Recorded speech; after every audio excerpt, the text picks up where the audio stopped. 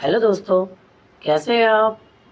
जैसा कि आप लोग सोच रहे होंगे कि आज क्या आने वाला है, तो आज हम बता दें, आपके लिए लेकर आए हैं हम लोग सैलरी शीट। हाँ, हाँ, वही सैलरी शीट जिससे आप अपने सभी एम्प्लॉय की सैलरी बड़ी ही आसानी से निकाल सकते हैं। तो आइए, चलते हैं। जैसा कि आप देख रहे हैं यहाँ पे, कुछ यहाँ नाम दे रखे हैं, रामू, कमल, श्याम, उनके पिताजी वगैरह भी हैं काफ़ी, तो उनका डिज़ाइनेशन भी दे रखे हैं।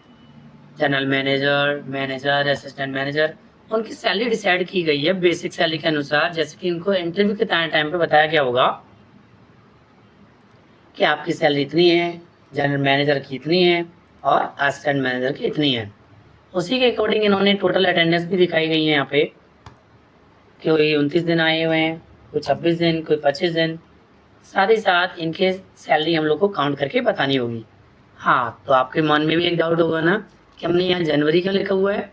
हाँ, तो मैं इसका भी एक छोटा सा एग्जांपल देता हूँ। ये सैलरी है, जनवरी की सैलरी हम लोगों ने इसलिए निकाला हुआ है यहाँ पे, क्योंकि हम डिवाइडेशन करने वाले हैं सैलरी मंथ्स के अकॉर्डिंग। ठीक है, तो आइए चलते हैं। यहाँ पे सबसे पहले हम लोग यूज करेंगे बराबर। हमें सैलरी निकालनी है, तो हम लोग पहले बेसिक सैलरी को इंक्लूड करेंगे, डिवाइड करेंगे कितने दिन से?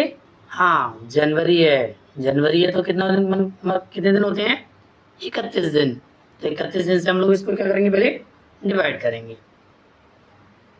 जैसे हम इसको 31 दिन से डिवाइड करेंगे, तो यानी कि इसमें क्या होगा, वन डे की सैलरी निकल आएगी। वन डे यानी कि एक दिन की सैलरी निकल आएगी, तो इसमें हम लोग को आसानी से 29 दिन की भी सैलरी निकाल सकते हैं। हाँ, मल्टीप्लाई करेंगे हम लोग 29 को, तो ये आसानी से हमारी क्या है, 29 दिन की सैलरी निकल आई। इसको हम लोग आप बहुत आसानी से ड्रैग करेंगे नीचे की ओर, तो सभी लोग की सैलरी निकल आई है। HRA, ये HRA क्या होता है? अच्छा, चलो यहाँ देखते हैं। एच आर ए का मतलब होता है home rent allowance. Home rent allowance का मतलब होता है आपको किराया भत्ता दिया जा रहा है, वो भी कंपनी की ओर से। तो आइए, अब ये कितना दिया जा रहा है? 10%, जो कि बेसिक सैलरी का होगा।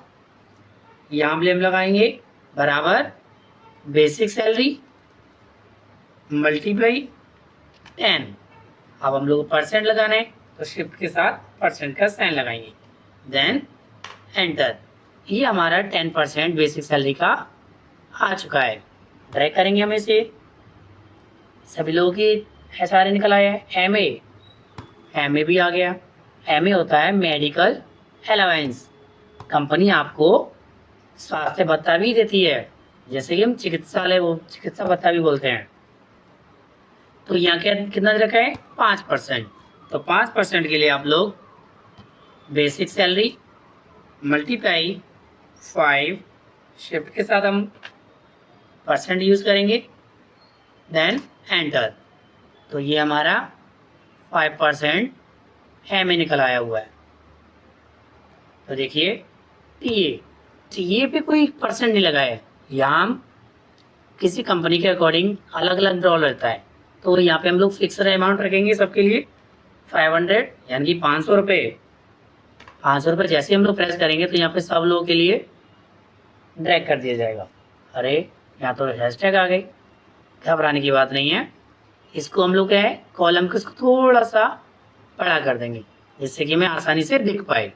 ठीक है। डीए का मतलब होता है डेयरनेस अलाउंस।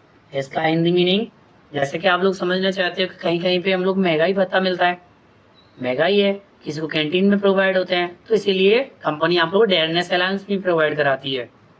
तो देखिए बराबर कितना दे रखा है? 3%। Basic salary multiply by 3%,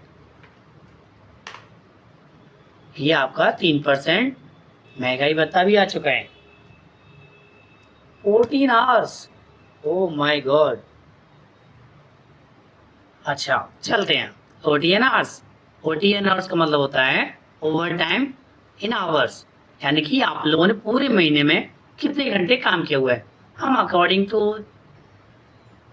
salary देख सकते हैं। जैसे आप लोग चेक करें तो किसी के 56 यानी 56 घंटे काम किया किसी ने, किसी ने 58 घंटे, किसी ने 60 घंटे, किसी ने 56 घंटे, 56, 59, किसी ने 80 घंटे, किसी 70, 60, 45, किसी ने 60, किसी ने 65। ठीक है, ओवरऑल इन्होंने इतने घंटे काम किया। आप देखिए ओवर टाइम सैलरी भी निकालनी होगी यानी ओटी सैलरी। तो इसके लिए क्या करेंगे, हम थोड़ा सा लॉजिकल स्टार्टिंग में चलेंगे। जैसे हमने एक दिन की सैलरी निकाली थी उसी तरह से हम लोग यहाँ भी निकालेंगे। पहले तो हम लोग निकालते हैं एक दिन की सैलरी। एक दिन की सैलरी कैसे निकाली थी हम लोगों ने, बेसिक सैलरी डिवाइड बाई 31 यानी कि 31 दिन।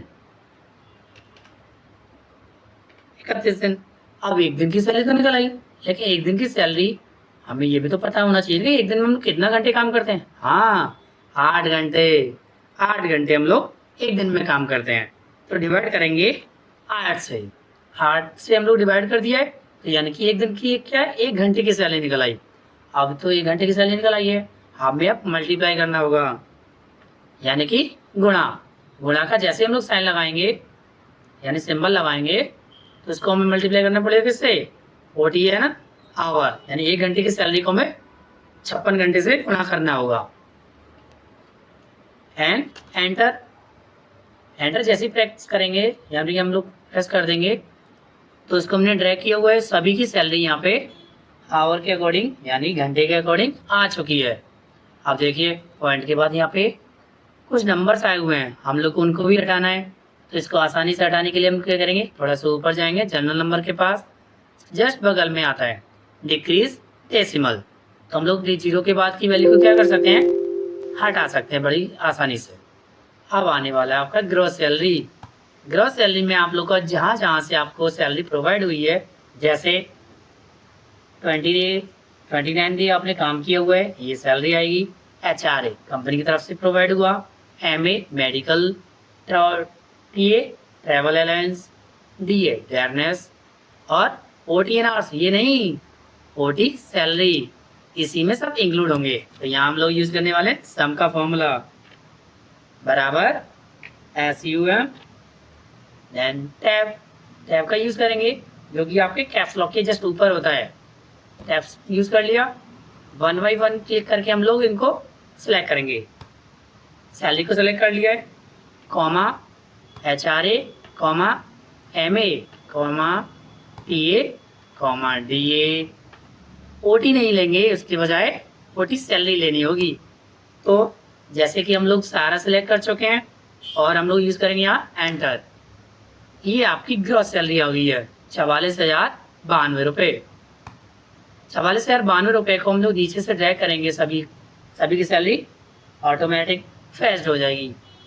अब आने वाला हमारे PF जो कि हमारी कटौती रहता है, जो कि यहाँ पे कितना दे रखा है 12%।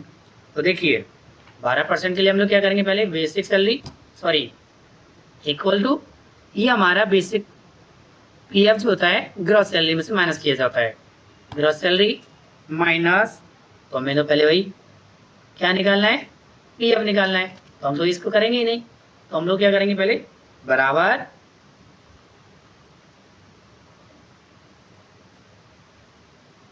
ग्रॉस सैलरी मल्टीप्लाई PAL और यहाँ लगाने वाले हम परसेंट का फॉर्मूला, एंटर।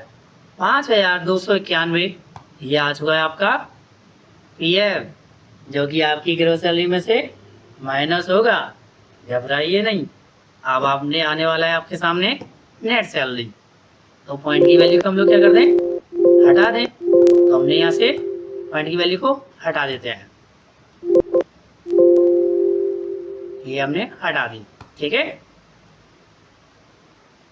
और भी नीचे रह गई थी ना, इसीलिए नेट सैलरी।